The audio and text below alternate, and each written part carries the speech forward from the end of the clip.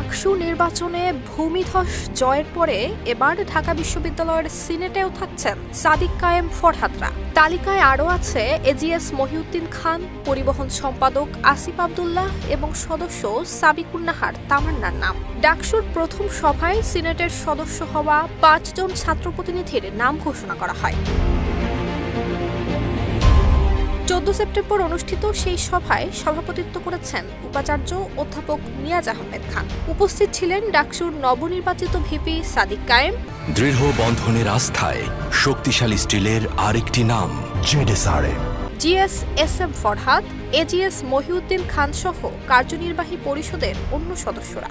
আনুষ্ঠানিকভাবে শিক্ষার্থীদের জন্য কাজ শুরু করার ঘোষণা দেন নবনির্বাচিত ভিপি সাদিক কায়েম। জানান শিক্ষার্থীদের সমস্যা সমাধান এবং প্রত্যাশা পূরণে কাজ করার কথা। ১৯২৩ সালে যাত্রা শুরুর পর ডাকসু নির্বাচন হয়েছে মোট ৩৮ বার। ১৯৭১ থেকে ৯০ সাল পর্যন্ত ১৯ বার নির্বাচন হওয়ার কথা থাকলেও তা হয়েছে মাত্র ৭ বার। তবে ১৯৯১ সালের পর থেকে ডাকসু নির্বাচন যেন হয়ে উঠেছে অমাবস্যার চাঁদ।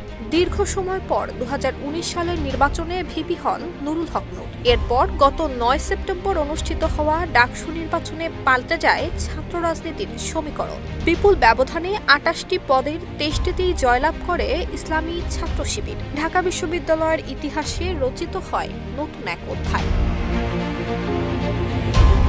নুসরাত জাহান মেহের, ঢাকা পোস্ট।